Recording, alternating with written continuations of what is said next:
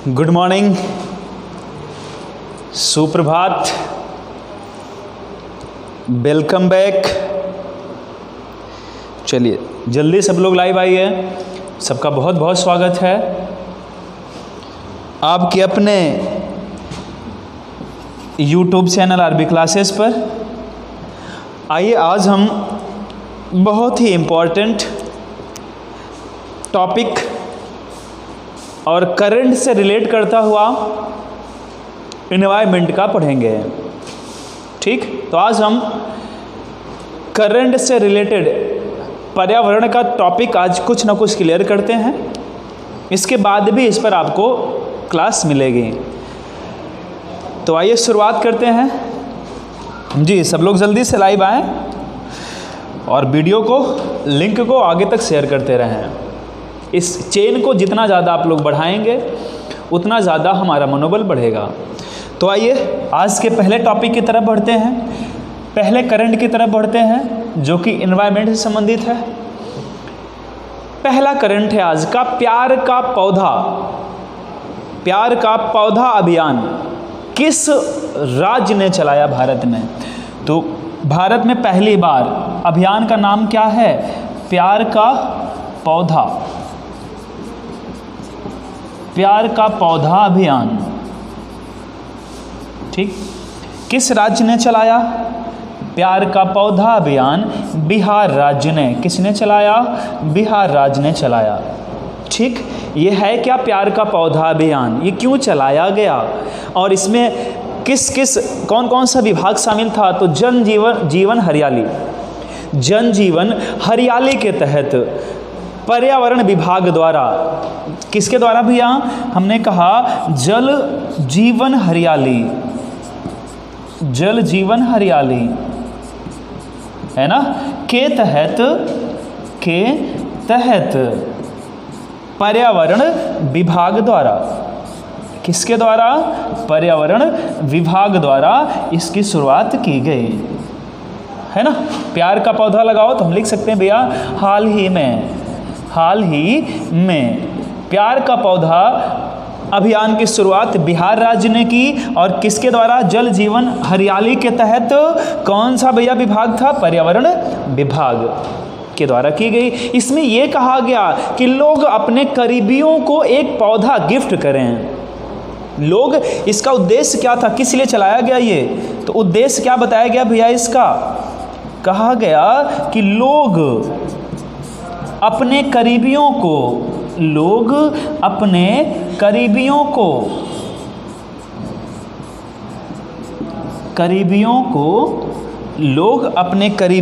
क्या करें?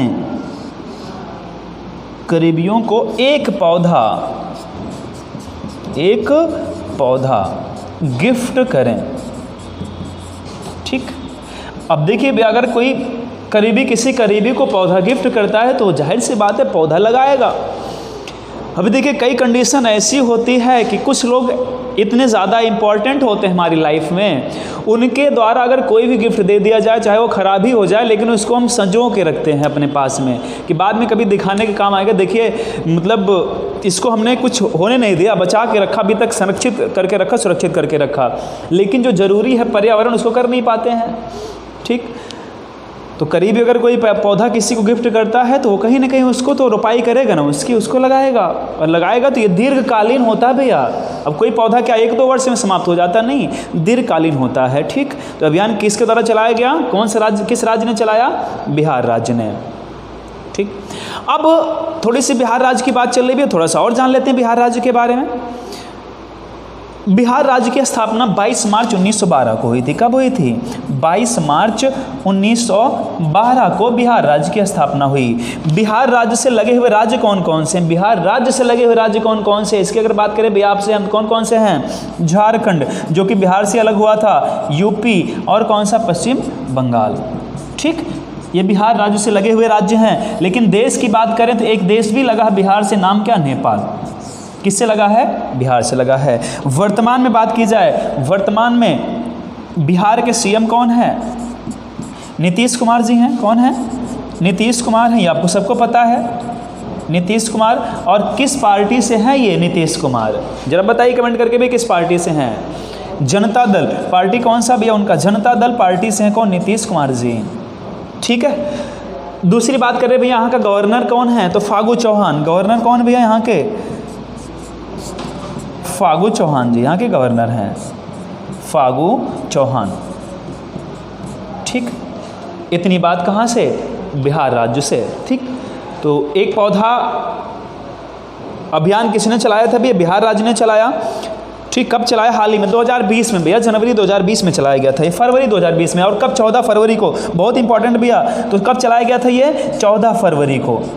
14 फरवरी को, 14 फरवरी 2020 को। 14 फरवरी सबको पता है ना क्या होता है, इसको बताने की ज़रूरत तो है नहीं क्या होता है 14 फरवरी।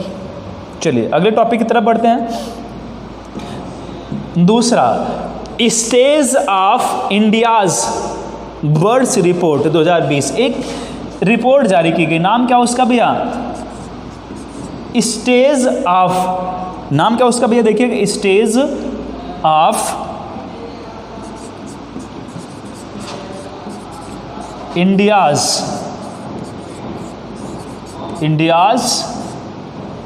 Birds, stage of India's birds, ऐसे भी लिख सकते हैं भैया इसको, बर्ड्स रिपोर्ट 2020। अब इस रिपोर्ट में क्या क्या बात कहेगी, आइए उसको देखते हैं।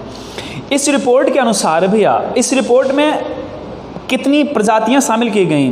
तो कुल कितनी प्रजातियां शामिल हुई इसकी बात करते हैं हम भैया, कि पक्षियों की कुल कितनी प्रजातियां शामिल हुई। कुल प्रजातियां और किस रूप में शामिल? कुल प्रजातियां शामिल कितनी हुई भैया? 867। कितनी हुई? 867 कुल प्रजातियां शामिल हुई। लेकिन अगर ये बात पूछे भैया कुल कितनी प्रजातियां हैं भारत में, पक्षियों की भारत में कुल कितनी प्रजातियां हैं, तो 1333। कुल कितनी है भैया? कुल हैं 1333 प्रजातियां। ठीक है, और शामिल कितनी की गई थी इसमें? 867 प्रजातियों को इसमें शामिल किया गया था। Stage of India's birds report 2020।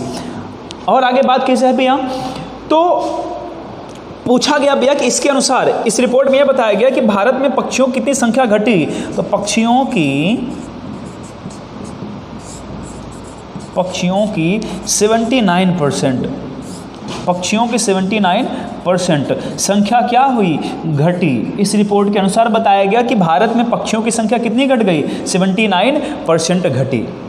ठीक है, इनमें से भी जो कौन से पक्षी भी, जो शिकारी पक्षी होते हैं, कौन से? जो शिकारी पक्षी होते हैं उनकी संख्या में ज़्यादा गिरावट की बात की गई। किसमें भैया? शिकारी पक्षियों में। जैसे कौन कौन सा भैया? चील, बाज ना, इनमें जो रैप्टर होते हैं, तो कमी सबसे ज़्यादा किसमें दर्ज की गई भैया? रैप्टर पक्षियों में कमी दर्ज की गई, रैप्टर पक्षियों में। और रैप्टर पक्षियां देखिए हैं कौन कौन से? हमने कहा भैया बाज, चील,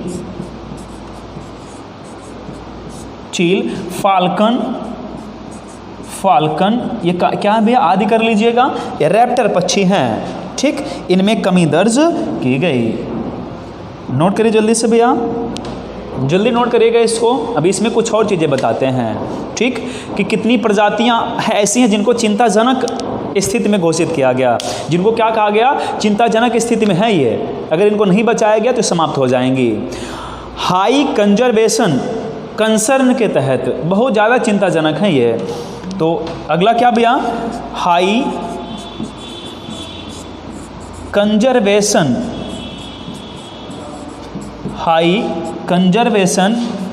कंसर्न मतलब बहुत चिंताजनक। इसका मतलब क्या होगा भैया? बहुत चिंताजनक स्थिति में कितनी प्रजातियों को रखा गया? बहुत चिंताजनक कितनी भैया? 101 प्रजातियों को। पक्षियों की 867 प्रजातियों में से 101 प्रजातियों को हाई कंजर्वेशन कंसर्न मतलब बहुत चिंताजनक स्थिति में इसे रखा गया, कि अगर इनको ना बचाया गया तो बहुत जल्दी ये समाप्त हो जाएंगी भारत से। गौरैया भी इसी में शामिल है। गौरैया भी इसी में शामिल है। बात समझ पाए भैया। अब दीर्घ अवधि 25 साल, लघु अवधि 5 साल। जो पक्षियों की अवधि की बात की जाए भैया, दीर्घावधि कितनी मानी गई 25 साल, लघु अवधि कितनी मानी गई भैया 5 साल। इन्हीं के आधार पर आंकड़े निकाले गए और पिछले 25 वर्षों में गौरैया की संख्या में ज़्यादा कमी नहीं आई, अच्छी बात है। इसी आंकड़े में बताया गया कि पिछले 25 वर्षों से, कितने वर्षों से भैया, पिछले 25 वर्षों से, पिछले 25 वर्षों से, है ना, पिछले 25 वर्षों से गौरैया की संख्या में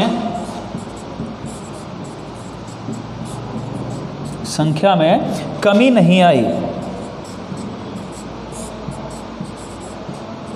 कमी नहीं आई। ठीक,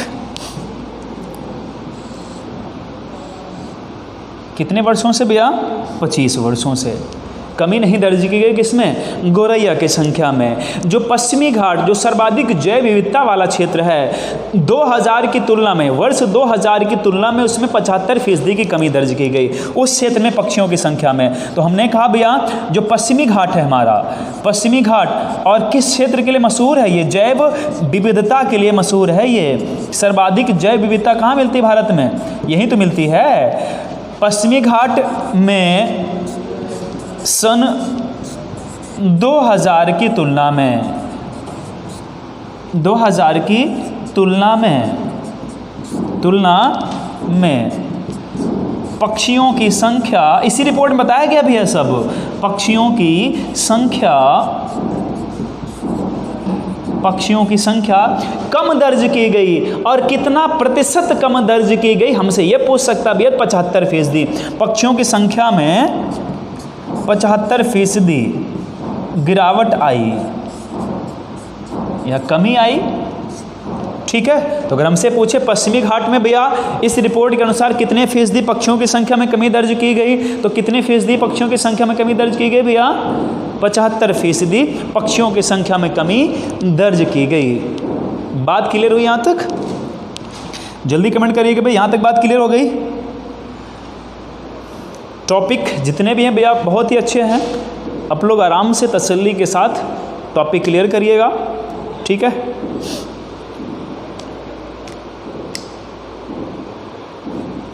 अगर पूछा जाए आंकड़े इकट्ठे कैसे किए गए, तो ई बर्ड एक पोर्टल बनाया गया था, उसी पर अपलोड डेटाबेस की मदद से, मतलब ये जो वैज्ञानिक थे, जो लोग थे जो सर्च करने में लगे हुए थे कि कहाँ पर कौन सी पक्षी है, किस तरह से, जो इन सब में लगे हुए थे, उन्हीं के द्वारा जो डेटा अपलोड किया गया उसी के आधार पर। तो ई बर्ड पर अपलोड डेटा की मदद से, अगर पूछा जाए किसकी मदद ली गई भैया, किसकी मदद ली गई, तो ई बर्ड जो इलेक्ट्रॉनिक बर्ड जो नेटवर्किंग सिस्टम भैया, जो एक पोर्टल बनाया गया था उसी पोर्टल पर, तो ई बर्ड पर अपलोड, ई बर्ड पर अपलोड डेटा, ई बर्ड पर अपलोड किसके द्वारा भैया, डेटाबेस के अनुसार ये जानकारी प्राप्त की गई है ना, डेटा की मदद से। इतनी बात समझ में आ गई? क्यों इतनी बात समझ में आई भैया? जल्दी बताइएगा। अब अगले टॉपिक की तरफ बढ़ते हैं भैया हम।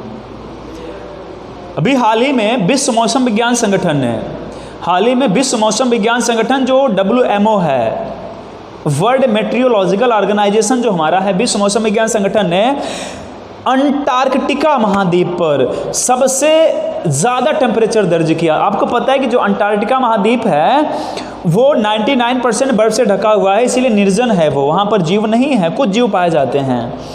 वहाँ पर सबसे अधिक टेम्परेचर दर्ज किया गया, कितना दर्ज किया गया भैया, 20.75 डिग्री सेंटीग्रेड। तो अगला देखिए कौन सा भैया, अगला करंट क्या कहता है। ठीक, अगला करंट देखिए, हमने कहा भैया कि विश्व मौसम विज्ञान संगठन, किस संगठन, कौन संगठन भैया, विश्व मौसम विज्ञान संगठन,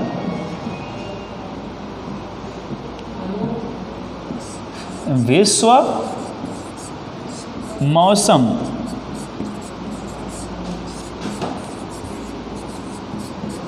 विज्ञान संगठन, विश्व मौसम विज्ञान संगठन ने है ना भैया।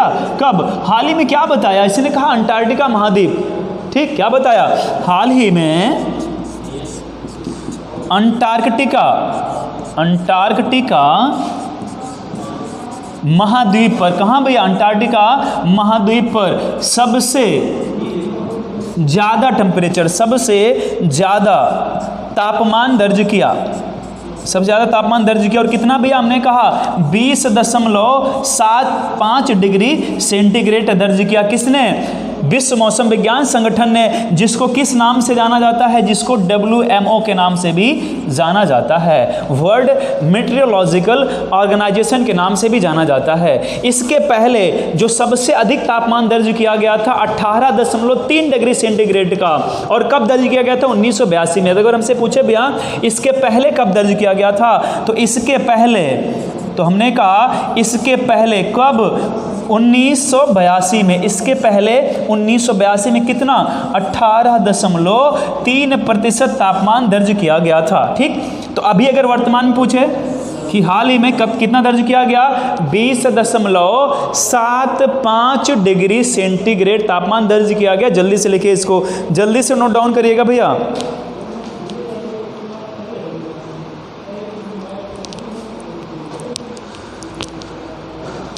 जल्दी नोट डाउन करिए भैया इसको, फिर आगे बढ़ते हैं।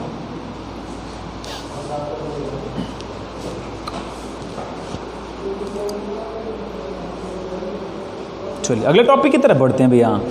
अभी देश के 10 स्थलों को भैया, हाल ही में देश के 10 स्थलों को नम भूमि या आर्द्र भूमि ना को अंतर्राष्ट्रीय महत्व का क्षेत्र घोषित किया गया। तो हमसे पूछ सकता भैया कि यूपी के संबंध में पूछ सकता है कि यूपी के कौन कौन से प्रमुख स्थान हैं जिसे इस रूप में शामिल किया गया। तो आइए उसको देखते हैं। ठीक, तो हमने कहा कि वर्तमान अभी हाल ही में भारत के 10 स्थलों को नम भूमि क्षेत्र, कितने स्थलों को भैया? देश के 10 नम भूमि क्षेत्र, या इसको क्या बोल सकते हैं भैया? आर्द्र भूमि क्षेत्र भी बोल सकते हैं, या इसको एक नाम और दिया गया, रामसर स्थल। क्या बोला गया? रामसर स्थल,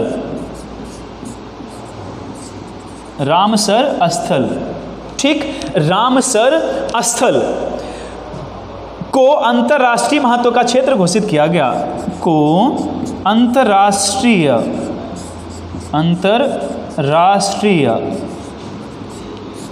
महत्व का क्षेत्र घोषित किया गया, महत्व का क्षेत्र घोषित किया गया। बात क्लियर हुई भैया? अब कितने भैया? 10 स्थलों को, कितने स्थलों को? 10 स्थलों को शामिल किया गया। बात क्लियर हुई? यहां तक नोट किया भैया सबने? बात क्लियर हुई यहां तक? कितने स्थल शामिल किए गए भैया? 10 स्थल शामिल किए गए। अब अगर पूछे कुल कितने हो गए, तो भारत के भैया कुल कितने हो गए वर्तमान में इन 10 स्थलों के शामिल होने से? तो कुल कितने हो गए भैया? 37 स्थल हो गए, जिनको आर्द्र भूमि के तहत शामिल किया गया। और आपको अच्छे से पता, अगर आपने हमारा पिछला वीडियो, इसके पहले का वीडियो अगर देखा होगा तो आपको पता होगा भैया सबसे अधिक आर्द्र भूमि वाले वन कहाँ पाए जाते हैं? गुजरात में। सबसे अधिक नम भूमि वाले वन कहाँ पाए जाते हैं? गुजरात में पाए जाते हैं। बात क्लियर हुई यहाँ तक भैया? जल्दी बताइए कमेंट करके। बात क्लियर हुई यहाँ तक? किसी कोई दिक्कत? जल्दी बताइएगा। अब 10 स्थलों में भैया पूछ सकता है कहाँ कहाँ के स्थल शामिल किए गए। ठीक है, तो महाराष्ट्र से 1, पंजाब से 3 और यूपी से 6। तो 10 स्थलों में हमने क्या क्या बताया? महाराष्ट्र से 1, ठीक, पंजाब से 3 और यूपी से कितने भैया? 6 स्थलों को इसमें दर्जा दिया गया। अब यूपी के संबंध में हमसे पूछ सकता है कि यूपी के कौन कौन से स्थल हैं। तो यूपी के सारे स्थल आपको बता देते हैं कौन कौन से हैं। ठीक, यूपी के सारे स्थल आपको बता देते हैं। तो यूपी के संबंध बात की जाए भैया, तो यूपी का पहला स्थल देखिए कौन सा है, जो पहले ही शामिल हो चुका था, अभी नहीं, वो पहले ही शामिल हो चुका था। उसका नाम है ऊपरी गंगा नदी, ब्रज घाट से लेकर कहाँ तक? परौरा तक। कहाँ तक भैया? तो ऊपरी गंगा वाला क्षेत्र, ऊपरी गंगा क्षेत्र।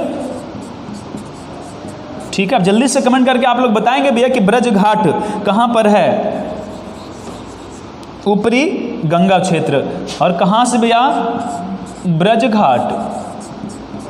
ठीक, इसे शामिल किया गया था पहले ही, ये तो पहला है, ये पहला है भैया। दूसरा कौन सा है? अब यहाँ से देखेंगे भैया हम 6 लगातार, जो कि इस अभी हाल ही में शामिल किया गया। कौन सा है? सांडी पक्षी अभ्यारण्य हरदोई। कहाँ पर भैया? सांडी पक्षी अभ्यारण्य,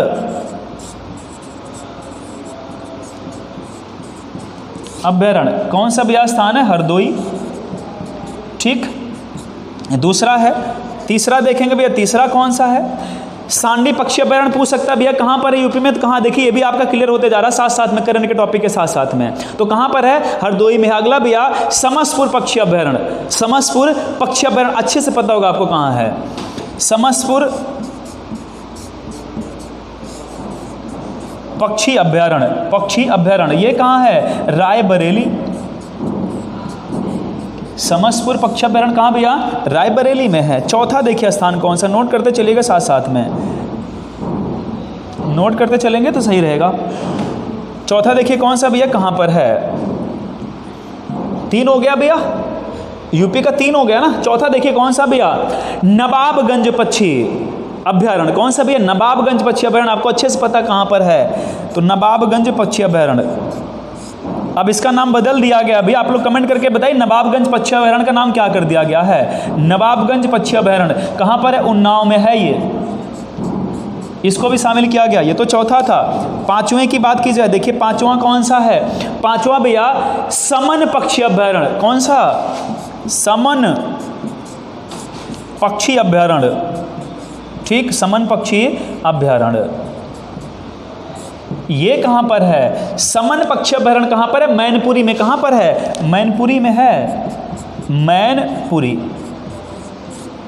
ठीक है, ये तो 5 हो गया, 2 और बच रहा ना भैया। भाई 6 अभी हाल ही में शामिल किए गए, एक पहले शामिल किया गया था, तो कुल कितने हो गए भैया? 7 हो गए। अगला देखते भैया छठा कौन सा है। पांचों नोट हुआ, जल्दी कमेंट करके बताइए। पांचों नोट कर लिया सबने? किसी कोई दिक्कत कहीं पर? पार्वती अर्गा पक्षी अभ्यारण्य। अगला कौन सा भैया? पार्वती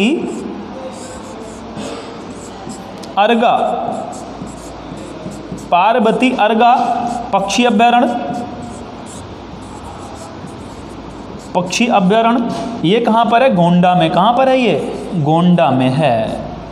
ठीक है, 7वां देखिएगा भैया, 7वां कौन सा है? लास्ट यूपी का कौन सा है? सरसई है ना, सरसई नावर झील है। कौन सी झील है भैया? सरसई नावर झील। सरसई नावर झील को भी इस बार आर्द्र भूमि के क्षेत्र में शामिल किया गया। ये कहाँ पर है? सरसई नावर झील कहाँ पर है? इटावा। कहाँ पर है? इटावा में है। जल्दी से कमेंट करके बताइए भैया, सब लोगों ने नोट करे किया? फिर इरेज करते हैं, आगे बढ़ते हैं, कुछ अगला करंट आपको बताते हैं। जी दिख तो रही चीज़ें ना भैया, बिल्कुल दिख रही हैं। सरसई नावर झील इटावा, जल्दी कमेंट करिएगा भैया। हो गया सबका? नोट डाउन हो गया? यहाँ तक नोट डाउन हुआ तो फिर हम आगे बढ़ते हैं। नोट डाउन हो गया तो फिर हम आगे बढ़ते हैं, आपको कुछ और चीज़ें बताते हैं। ठीक जी, जल्दी कमेंट करके बताइए भैया। नोट डाउन हो गया सबका?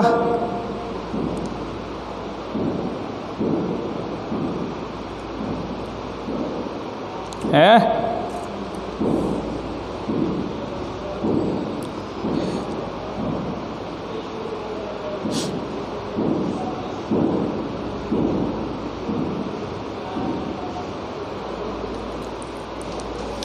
चलिए, एक मोटिवेशन मिला भैया हमको, बता देते हैं आपको मोटिवेशन है क्या। एक मोटिवेशन मिला भैया, कहा जाता है कि परिंदों को मंजिल मिलेगी यकीनन, परिंदों को मंजिल मिलेगी यकीनन, ये फैले हुए उनके पर बोलते हैं। परिंदों को मंजिल मिलेगी यकीनन, ये फैले हुए उनके पर बोलते हैं। अक्सर वो लोग खामोश रहते हैं ज़माने में जिनके हुनर बोलते हैं, है ना। तो कहा जाता है कि मेहनत इतनी खामोशी से करो कि सफलता शोर मचा दे। उसी तरह से इसके ऊपर आपको बताया गया। ठीक, बाकी सब लोग जानते हैं भैया, कोई नई चीज़ हम आपको नहीं बता रहे हैं। ठीक है, एक और भैया जैसे कहा गया कि शाम सूरज को ढलना सिखाती है, शाम सूरज को ढलना सिखाती है, समा परवाने को जलना सिखाती है, गिरने वाले को होती तो है तकलीफ पर ठोकर ही इंसान को चलना सिखाती है। जब तक आप ठोकर नहीं खाएंगे चलना नहीं सीख पाएंगे। तो जीवन में चुनौतियां आए तो उसको स्वीकार करिए, है ना, उससे घबराए ना। कुछ लोग होते हैं जिनका मनोबल टूट जाता है। अभी हाल ही में नई शिक्षा नीति लागू हुई। क्या लागू हुई? हाल ही में नई शिक्षा नीति लागू हुई। एक स्टूडेंट ने कहा भैया कि टेट का स्टूडेंट है, उसने कहा टेट सुपर टेट देता है, उसने कहा कि जरा सर बताइए अब मैं क्या करूंगा, मेरी तो मैथ इतनी वीक, मैं कैसे अब कर पाऊंगा, मैं तो नौकरी नहीं पाऊंगा, मैं तो फेल हो जाऊंगा सर, मैं पढ़ाई छोड़ देता हूँ, एक काम करता हूँ और कुछ करता हूँ। हमने कहा जरा ये बताओ यार, यही दिक्कत तो तुम्हारे पीछे लगे हुए स्टूडेंट के साथ भी होगी, तो तुम क्यों घबराते हो? तुमसे पीछे तो लाखों होंगे जिनको तुमसे कहीं ज़्यादा कम जानकारी होगी। तो अपने आप को ये मानो कि हम लाखों से आगे हैं और थोड़ी सी मेहनत करोगे तो उनसे भी कहीं ज़्यादा आगे हो जाओगे। तुम्हारा नहीं होगा तो किसका होगा? हमने बहुत समझाया। फिर जाके थोड़ा सा उनका हौसला बढ़ा कि हाँ ठीक है, फिर भी अभी दिमाग में कहीं ना कहीं कोई नेगेटिव पॉइंट घुस आता है तो इतनी जल्दी से निकलता उकलता नहीं है वो। ठीक, आइए अगले टॉपिक की तरफ बढ़ते हैं। अगला टॉपिक कहता है भैया कि भारत में पहला इलेक्ट्रॉनिक कचरा क्लिनिक कहाँ खोला गया? हाल ही में भारत में पहला इलेक्ट्रॉनिक कचरा क्लिनिक कहाँ खोला गया? तो भोपाल में। कहाँ खोला गया? भोपाल में। इस पॉइंट को नोट करते हैं भैया। हाल ही में पहला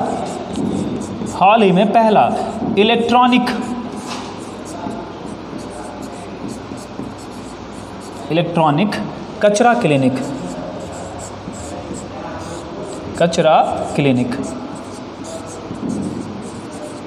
कहाँ खोला गया? भोपाल में। भोपाल कहाँ है? एमपी में। राज्य पूछे तो एमपी बताएंगे, स्थान पूछे तो क्या बताएंगे भैया? भोपाल बताएंगे। बात इतनी समझ पाए? तो पहला कचरा क्लिनिक, इलेक्ट्रॉनिक कचरा क्लिनिक कहाँ खोला गया? एमपी में। किस लिए खोला गया? घरेलू और व्यापारिक इकाइयों से निकलने वाले इलेक्ट्रॉनिक कचरों के निपटान के लिए। तो किस लिए खोला गया भैया? ये हमने कहा घरेलू, ठीक, घरेलू और किसके लिए? दो चीज़ें होती ना, या तो घरेलू यूज करेगा आदमी या तो व्यापारिक होंगे। तो घरेलू एवं व्यापारिक कचरे के निपटान के लिए। और कौन सा कचरा? इलेक्ट्रॉनिक कचरा है भैया, कचरे के निपटान के लिए। ठीक है, कचरे के निपटान के लिए क्या खोला गया? देश का पहला इलेक्ट्रॉनिक कचरा क्लिनिक खोला गया। ठीक भैया, अब इसमें जाके या तो खुद आप दे सकते हैं या तो डोर टू डोर ये व्यवस्थाएं आएंगी, आप वहाँ पर अपना कचरा दे सकते हैं। जो इलेक्ट्रॉनिक कचरा भी होता है ना, मोबाइल ख़राब हो गई, कोई टॉर्च ख़राब हो गई, इस तरह से। अब अगर पूछे शुरुआत इसकी किसने की, तो केंद्रीय प्रदूषण नियंत्रण बोर्ड तथा भोपाल नगर निगम द्वारा। ये शुरू किसके द्वारा किया गया? तो केंद्रीय प्रदूषण नियंत्रण बोर्ड, केंद्रीय प्रदूषण नियंत्रण बोर्ड और किसके द्वारा?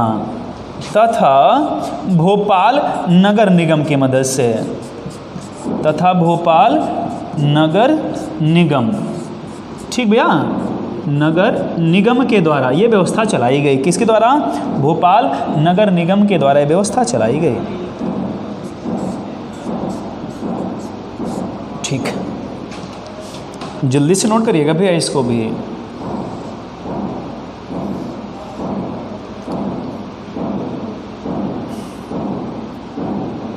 नोट हुआ भैया इतना पॉइंट? फिर आगे बढ़ते हैं। जल्दी से पॉइंट नोट करिएगा भैया, फिर आगे बढ़ते हैं। ठीक, आपको पता होगा इसी के तहत एक चीज़ और बताते हैं भैया, बेसल कन्वेंशन हमसे पूछ सकता है का संबंध किससे है। बेसल कन्वेंशन क्या भैया? इलेक्ट्रॉनिक कचरा, प्लास्टिक कचरा, इन सब से संबंधित, इन सब के अपशिष्ट को समाप्त करने संबंधित क्या है? Basal convention. ठीक, यहीं पर इसको बता देते हैं भैया, बेसल कन्वेंशन क्या है? Basal convention. ठीक, देखिए बेसल कन्वेंशन की बात हमने कही भैया, बेसल कन्वेंशन क्या है? उसका संबंध भी किससे है? इलेक्ट्रॉनिक और प्लास्टिक ना, इलेक्ट्रॉनिक जितनी भी चीज़ें हैं भैया, प्लास्टिक, इलेक्ट्रॉनिक, जो इस तरह की चीज़ें हैं उनके निस्तारण के लिए ही बेसल कन्वेंशन, इनके जो अपशिष्ट निकलते हैं ना भैया, इन्हीं के अपशिष्ट को समाप्त करने के लिए चलाया गया। अब हुआ क्या कि 1989 में 1989 में एक संधि की गई इसके ऊपर, कहाँ पर? स्विट्जरलैंड में, स्विट्जरलैंड में 1989 में संधि हुई है ना, किसके लिए भैया? बेसल कन्वेंशन के लिए। और ये भैया प्रभावी कब से हुई? 1992 से प्रभावी हुई, 1992 से प्रभावी हुई। तो अगर हमसे कोई पूछे कि बेसल कन्वेंशन का संबंध किससे है, तो प्लास्टिक अपशिष्ट से, इलेक्ट्रॉनिक अपशिष्ट से, ऑप्शन में जो भी रहेगा। ठीक, प्लास्टिक अपशिष्ट, इलेक्ट्रॉनिक अपशिष्ट, जो भी रहेगा ऑप्शन में उसी के अनुसार हम जाएंगे। इतनी बात समझ में आ गई? आगे बढ़ा जाए, चलिए आगे बढ़ते हैं, अगला टॉपिक देखते हैं। हो सकता है जल्दबाजी हो रही हो तो आप नोट करते चलिएगा, स्क्रीनशॉट ले लीजिएगा, ठीक है। अच्छा, इस बार से हम हट जाया करेंगे, ठीक है, हटते नहीं हैं, हट जाया करेंगे, आप स्क्रीनशॉट ले लिया करिएगा। अगला देखिएगा भैया, पूछा जाएगा कि भारत का वह कौन सा पहला राज्य है जिसने IUCN की मदद से रेड लिस्टिंग शुरू की? क्या शुरू की? Red listing. आपको पता है कि IUCN नामक संस्था ने 1963 में रेड डाटा बुक की स्थापना की थी। तो भारत का कौन सा राज्य है जिसने हाल ही में IUCN की रेड लिस्टिंग की शुरुआत की? ठीक है, तो प्रकृति संरक्षण के लिए है। तो अगला देखिए क्या हमने बताया भैया, प्रकृति संरक्षण के लिए, प्रकृति संरक्षण के लिए IUCN की रेड लिस्टिंग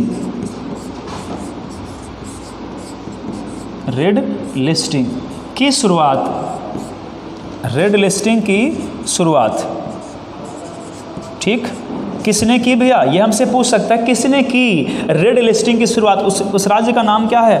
अरुणाचल प्रदेश। क्या नाम है?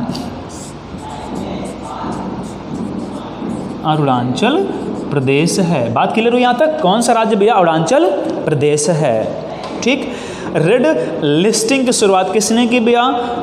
IUCN के साथ मिलकर किसने किया? अरुणाचल प्रदेश ने। हमसे पूछ सकता है भैया कि इस पर हस्ताक्षर किसने किया था?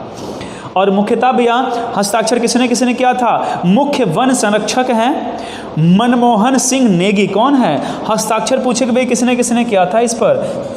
भाई शुरुआत होगी तो IUCN से सब भैया टाई अप करने के लिए हस्ताक्षर भी तो करना होगा। तो किसने किया था? मुख्य वन संरक्षक अधिकारी, क्या नाम है? मनमोहन सिंह नेगी। मुख्य वन संरक्षक मनमोहन सिंह नेगी। मनमोहन सिंह नहीं भैया, PM नहीं हमारे, मनमोहन सिंह नेगी, ठीक, मनमोहन सिंह नेगी ने किया था। और किसने किया था? और एक लोग थे भैया, भारत की तरफ से, भाई हर देश की तरफ से IUCN में कोई ना कोई प्रतिभागी होते हैं जो वहाँ पर जाकर भारत का नेतृत्व करेंगे। तो भारत की तरफ से भी एक लोग, उनका क्या है? IUCN के प्रतिनिधि हैं भारत के, का क्या नाम है? डॉक्टर विवेक सक्सेना। तो IUCN भारतीय IUCN, ठीक है, अधिकारी, भारतीय IUCN अधिकारी, उनका नाम क्या बताया भैया? डॉक्टर विवेक सक्सेना अधिकारी। क्या नाम है इनका भैया? डॉक्टर विवेक सक्सेना, विवेक सक्सेना, ठीक। दो लोगों ने मिलकर हस्ताक्षर किया किस पर? जो अरुणाचल प्रदेश ने क्या जारी किया? IUCN रेड लिस्टिंग जारी की, ठीक। अब होगा क्या भैया कि जो जो चीज़ें उसके यहाँ हैं, उस राज्य में जो जो चीज़ें हैं, उन चीज़ों को क्या करेगा? लिस्ट, मतलब एक लिस्ट बनाएगा कि ये चीज़ हमारे यहाँ समाप्त हो रही है। अगर इस तरह से हर राज्य करना शुरू कर दे कि हमारे यहाँ पक्षियाँ कौन सी समाप्त हो रही हैं, कौन सा वृक्ष ऐसा है जो विलुप्ति कगार पर, कौन सा जीव है इस तरह से हो रहा भैया, तो ये आंकड़ा जल्दी से और सटीक एक सही आंकड़ा मिल पाएगा, ठीक है। बात समझ में भी यहाँ तक? जल्दी कमेंट करिएगा, बात कितनी समझ में आ गई? तो भारत का पहला राज्य कौन सा है भैया? अरुणाचल प्रदेश, जिसने रेड लिस्टिंग शुरू की। और किसके लिए? प्रकृति संरक्षण के लिए। अगला क्वेश्चन पूछा, अगला टॉपिक कौन सा आता है? अभी अगला पॉइंट आता है कि कछुआ पुनर्वास केंद्र की स्थापना कहाँ पर की जा रही है? कछुआ पुनर्वास केंद्र की स्थापना, देखिएगा भैया क्या है, हमने कहा कछुआ पुनर्वास केंद्र, कछुआ पुनर्वास केंद्र की स्थापना हाल ही में कहाँ की गई? तो कहाँ की गई भैया? ये कहाँ की गई? बिहार के भागलपुर में। कहाँ की गई? बिहार के भागलपुर में। बिहार के भागलपुर में, ठीक, बिहार के भागलपुर में की गई। किसकी स्थापना? कछुआ पुनर्वास केंद्र की स्थापना की गई, ठीक। और जनवरी 2020 में की गई थी। कब की गई थी? जनवरी 2020 में। है क्या इसका संबंध किससे है? अब देखिए भैया, इसका संबंध किससे है और किस लिए चलाया गया? ये जो मीठे पानी में रहने वाले, किस पानी में? खारे पानी में नहीं भैया, किस पानी में रहने वाले? मीठे पानी में रहने वाले, मीठे पानी में रहने वाले। आपको पता है कि जो बिहार में कछुए भैया बड़े बड़े पाए जाते हैं, कितने किलोग्राम के? लगभग 15 किलोग्राम के कछुए मिलते हैं वहाँ पर बिहार में। अब कुछ कछुए ऐसे होते हैं जो शिकार करते हैं जब शिकारी, तो कुछ कछुए ऐसे होते हैं जो क्षतिग्रस्त हो जाते हैं, या कुछ कछुए भी बीमार पड़ जाते हैं। तो उन्हीं को संरक्षण देने के लिए कछुआ पुनर्वास केंद्र खोला गया। कहाँ पर? बिहार के भागलपुर में। और जो कछुए इस तरह से नहीं हैं, जो घायल बीमार नहीं हैं, उनको भी यहाँ संरक्षित किया जाता है। और लगभग कितने भैया? 500 कछुए। लगभग कितने भैया? यहाँ पर अगर संख्या की बात की जाए तो 500 कछुओं को संरक्षित करने की व्यवस्था यहाँ पर की गई है। यहीं पर क्यों किया गया? कारण क्या था यहाँ पर करने का? यहीं पर क्यों किया गया? ये भी हमसे पूछ सकता है, ठीक। तो क्यों किया गया भाई यहाँ पर? क्योंकि जो गंगा में पानी का बहाव है वो पर्याप्त है ना। जो पानी का बहाव है भैया, गंगा के पानी का बहाव क्या है? पर्याप्त है। यहाँ पर एक तो कारण ये बनता है कि गंगा के पानी का बहाव क्या? पर्याप्त है, इसलिए। और दूसरा, बीच बीच में टीले हैं, बीच बीच में बालू के क्या हैं? टीले हैं। अब इन टीलों पर कछुओं के प्रजनन की व्यवस्था बहुत अच्छी होती है। किसकी भैया? कछुओं के प्रजनन की सुविधा भी यहाँ पर है। अब टीले हैं तो इनको प्रजनन करने में यहाँ पर आसानी होती है, जिससे इनकी संख्या बढ़ती है। तो ठीक है, तो 2 पॉइंट यहाँ से और याद रखेंगे कि क्यों यहीं पर बनाया गया। तो हमने कहा कि जो गंगा के पानी का बहाव है वो पर्याप्त मात्रा में है, ना तो कम होता ना तो ज़्यादा होता, पर्याप्त चलता रहता है। और बीच बीच में बालू के टीले हैं जहाँ पर कछुए प्रजनन की व्यवस्था बहुत अच्छी है, ठीक। इसलिए बिहार के भागलपुर में ये बनाया गया। बात इतनी समझ में आई। अगला भैया, अगर आपसे मैं पूछूं कि पहला, जल्दी कमेंट करके आप लोग बताएंगे, ये आप लोगों के लिए क्वेश्चन है, जल्दी बताइए भैया कि पहला गिद्ध प्रजनन केंद्र कहाँ खोला गया? ये पढ़ा दिया गया है इसके पहले वाली क्लास में। जल्दी कमेंट करके बताएंगे कि गिद्ध प्रजनन केंद्र पहला कहाँ खोला गया। भारत का दूसरा गिद्ध प्रजनन केंद्र हम बताने चल रहे हैं, ठीक। तब तक आप लोग कमेंट करते रहिए। भारत का दूसरा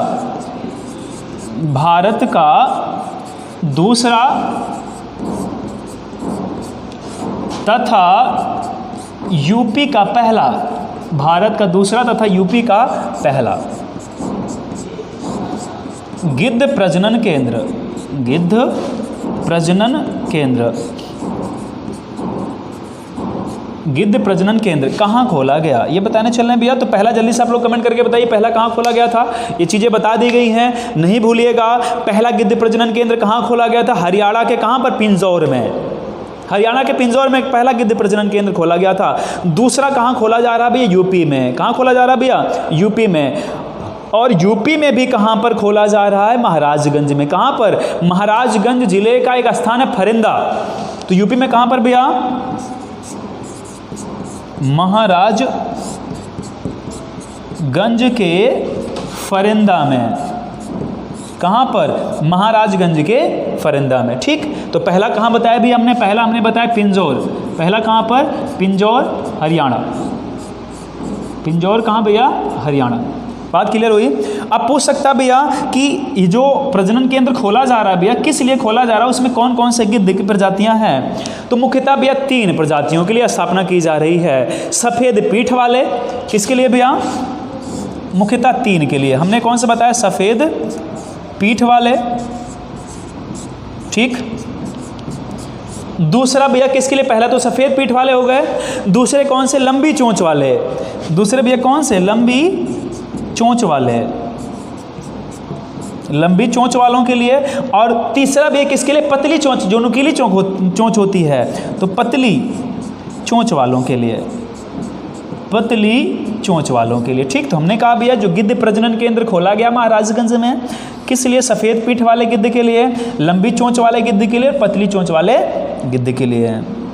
ठीक है, पहला कहाँ पर? पिंजौर हरियाणा में खोला गया। अब ये जरा बताइए भी 2015 में किस दवा को बैन कर दिया गया? इसी दवा की वजह से ही गिद्ध विलुप्ति के कगार पर पहुँच गए। इस दवा का नाम क्या? डिक्लोफेनेक। ठीक, तो ये भी नोट करेंगे भैया, नीचे नोट करके लिखेंगे, नीचे नोट करके लिखिएगा भैया कि 2015 में डिक्लोफेनेक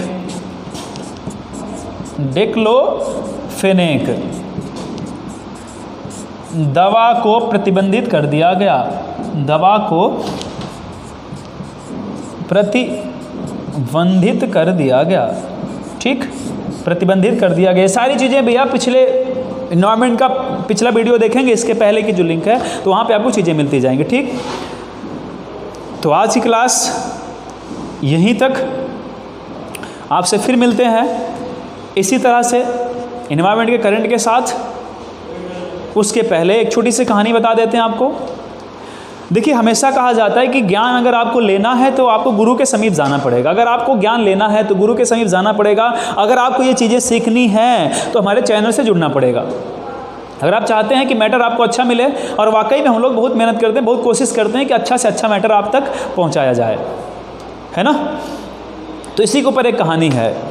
आप रामायण जानते होंगे भैया। रामायण में जब रावण की नाभि में जब राम ने बाण मारा और रावण बिल्कुल मृत्युशैया पर था, मतलब वो मरने ही वाला था, कुछ ही क्षण उसके पास बचे हुए थे, तो राम ने लक्ष्मण से कहा कि तुम जाओ, और रावण इस विश्व का सबसे ज्ञानी पुरुष है, तुम जाओ और रावण से कुछ ना कुछ ज्ञान लेकर आओ। लक्ष्मण तो एक बार गुस्सा हुए कि पता नहीं भैया मुझे कहाँ भेज रहे हैं, मैं इतने प्रतापी व्यक्ति, मैं इतना प्रतापी, दोनों लोगों ने मिलकर रावण को मार दिया, हमसे कह रहे हैं जाओ उनसे ज्ञान लेकर आओ। गुस्से में किसी तरह से चले गए, बड़े भाई की आज्ञा थी, नहीं टाल सकते थे। गुस्से में गए, रावण के सर के पास खड़े हो गए और उन्होंने कहा कि भैया ने मुझे इस तरह से भेजा है, तुम्हारे पास जो भी ज्ञान हो जल्दी बताओ। गुस्से में बिल्कुल तनमना के बोले। रावण ने कोई जवाब नहीं दिया, थोड़ी देर खड़े रहे, फिर वापस चले गए। उन्होंने बताया भगवान राम से बताया उन्होंने, लक्ष्मण जी ने, कि हम गए थे वहाँ पर और उन्होंने कोई ज्ञान ही नहीं दिया हमको। तो राम ने कहा तुम जाकर खड़े कहाँ थे? उन्होंने कहा उनके सिर के पास जाके हम खड़े हो गए, हमें लगा कि वो मरने वाले हैं, अगर धीरे धीरे बोलेंगे तब भी मैं सुन लूँगा, इसलिए सिर के पास जाकर खड़े हो गए थे। राम मुस्कुराए थोड़ा सा, उन्होंने कहा अच्छा ठीक है आप रहने दो, मैं जाता हूँ। तो राम खुद गए और पैर के पास खड़े हुए, उन्होंने पूछा कि मुझे कुछ ज्ञान की बात बताओ ना, मुझे कुछ ज्ञान की बात बताओ, तुम सबसे ज्ञानी पुरुष हो पूरे विश्व के, तो मुझे भी कुछ ज्ञान दे दो जाते जाते। रावण ने जाते जाते सिर्फ एक ही ज्ञान दिया भगवान राम को। रावण ने कहा जरा ये बताइए भगवान श्री राम, आपके पास सिर्फ अयोध्या में सिर्फ आपका घर सोने का हो सकता है, लेकिन मेरी तो पूरी लंका नगरी सोने की है ना, मेरी तो पूरी लंका नगरी सोने की है। आपके पास सिर्फ एक सिर है, मेरे पास तो 10 सिर था। ठीक, आप सिर्फ एक अंश हैं, देवता के एक अंश हैं, लेकिन मेरे पास तो देवता गण जो थे वो बंदी थे। ये सारी शक्तियां मेरे पास थी, फिर भी आपने हमको क्यों, मेरा संहार आप क्यों कर पाए पता है? राम ने कहा नहीं बताओ। तो रावण ने बताया भगवान राम को कि आप इसलिए मेरी हत्या कर पाए, मुझे इसलिए मृत्यु के घाट पर उतार पाए क्योंकि आपके साथ मेरे घर का भेदी लगा हुआ था विभीषण। अगर वो ना होता तो शायद आप मेरी हत्या ना कर पाते। जाते जाते रावण ने यही ज्ञान दिया, किसको? भगवान राम को। ठीक, इसलिए अपनों को बचा के रखें, अपनों को सजो कर रखें, कभी उनको नाराज़ ना होने दें। ठीक है, अपने बड़ी मुश्किल से मिलते हैं। इसी के साथ आज क्लास यहीं तक, बहुत बहुत धन्यवाद।